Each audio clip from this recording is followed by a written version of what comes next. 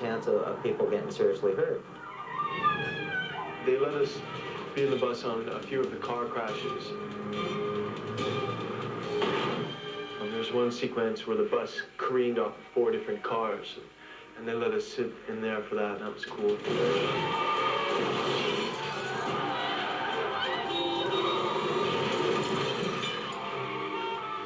When the stunt's going on, you see me stuff in my face.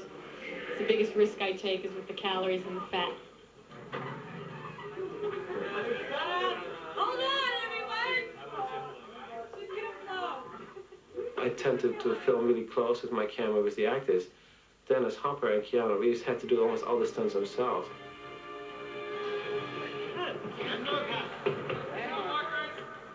I'll have a fight scene on top of a moving train.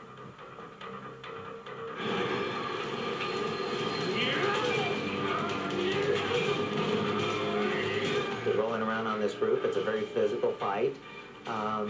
Jan would ask for another take, and you know, Dennis would just pop right up and brush himself off and say, let's go. We've been running stairs and hauling people out of elevators and stuff. 11 stitches right there. Smashed through a door. Some driving and some leaping. Keanu, he amazed me. I mean, he was able to do so much of his own stunt work in the movie. For the film's riveting subway chase, a Hollywood visual effects team weaved movie magic. The train goes beyond the normal service tunnels and into a construction environment. So what we've done is to create in miniature the construction environment.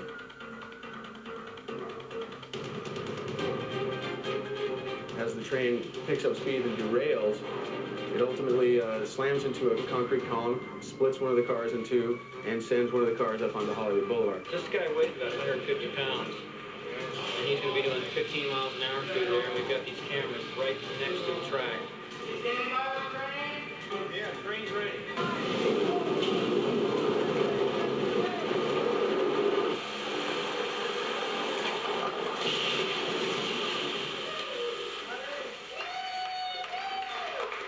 As the train goes faster and faster, they hit a curve, they shoot out of the ground and landed right in front of the Chinese theater.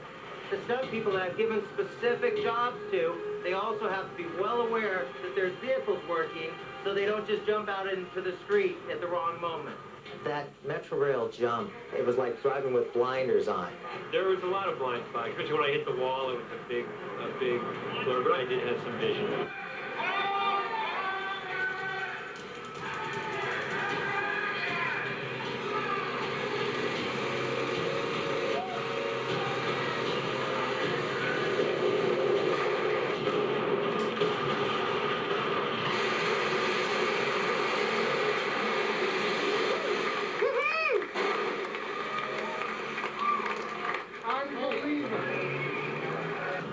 One of Speed's most dangerous stunts took place on LA's recently completed Century Freeway.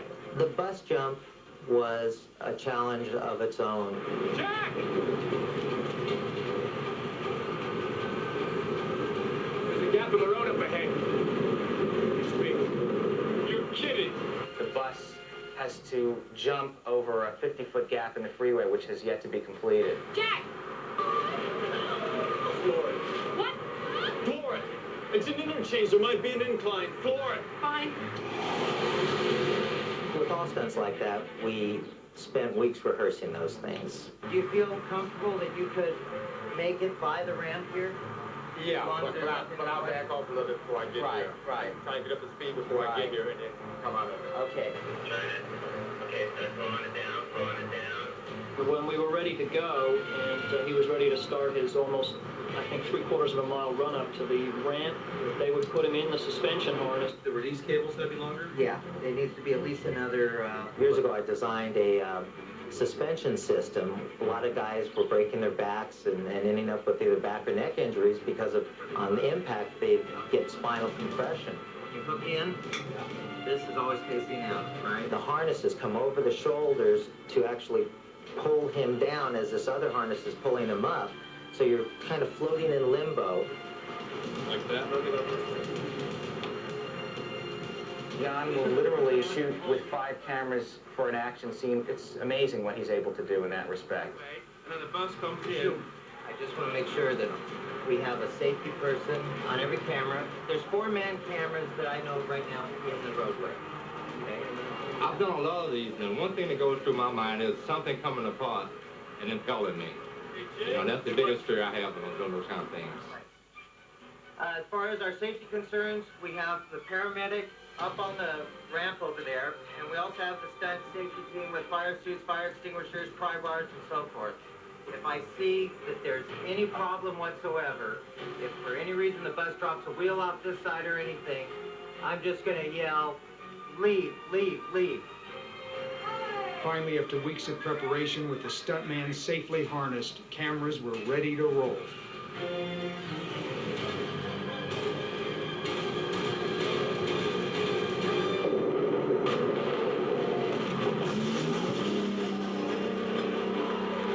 The front end of the bus, when it hit the jump ramp, went further up into the air than anybody had really anticipated.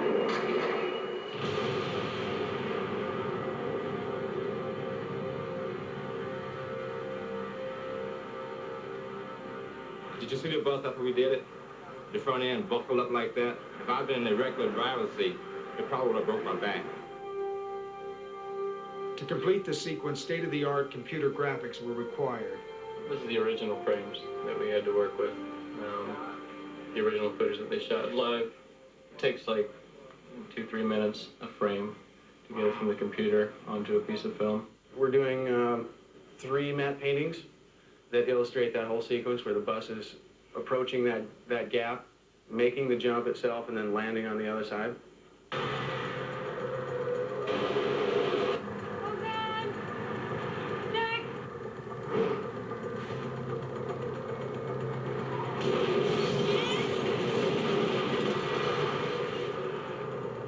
To my knowledge, nobody had ever jumped a bus the distance and the height that we had jumped this one.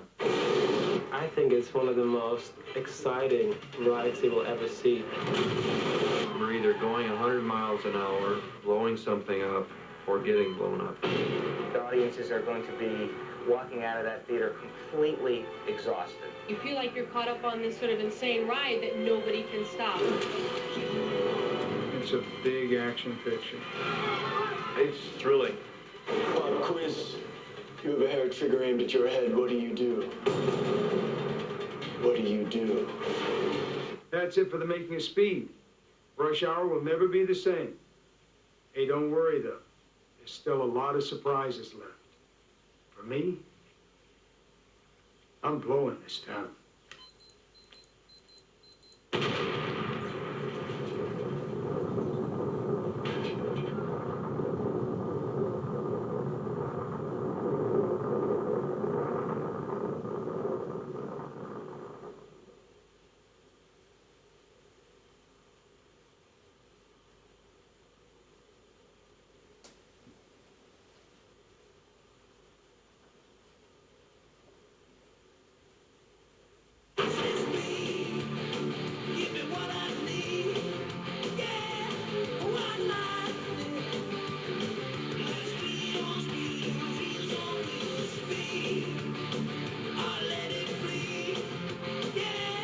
Green flag.